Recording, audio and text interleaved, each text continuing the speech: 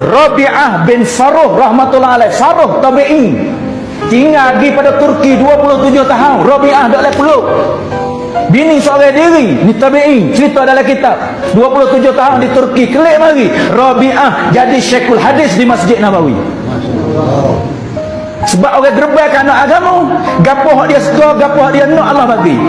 Rabi'ah atau Faruh kata, aku ni lama nak pelik hari 27 tahun. Aku angin-angin anak aku ni jadi da'i, jadi syekhul hadis, muhaddis, ulama. Klik masuk semaya sunat aku pun tak masjid dalam Madinah. Pergi masjid nampak orang duduk semaya, duduk ngaji, tok guru duduk mengajar, duduk tafsir hadis, baca Quran pun ribu orang dengar. Dia telek mata, budak mana ni hebat sangat. Tanya orang Madinah, siapa ni? Orang Madinah tak kenal dia kat sini. Pak kita Rabi'ah bin Faruh rahmatullah alaih. Budak ni ayah dia tinggal masa dia duduk perut 27 tahun dulu. Faruh kata, hai, apa aku suka Allah bagi belaka. Rabi'ah ni lah tok guru pada Imam Malik rahmatullah alaih.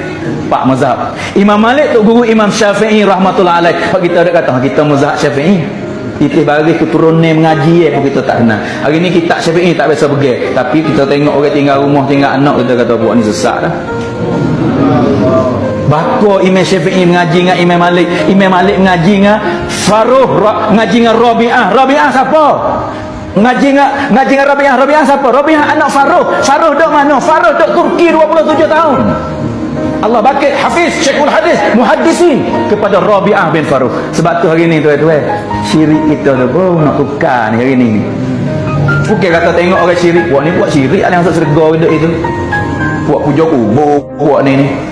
Kerja kita bukan fatwa, usaha jadi yakin. Hak ni hak Syaikhiyah kata dakwah tu tabligh. Hak bid'ah bukan duk sampai dia buat mu sesat bid'ah. Dalalah jahannam. Buat mu buat tak kalian tu segar sana. Kau buat mu buat bid'ah, buat dalalah ni. Tuan-tuan, Syaikhiyah kata tukarlah. Tukar dia bid'ah jadi sunnah. Ni kerja dakwah tuan-tuan. Buat ni buat mabuk dunia, nayuk duk gaduh dunia, kerongkang kerjakan mereka. Tukarlah dunia jadi akhirat. Bukan fatwa buat ni buat sesat bid'ah, sesat haram tak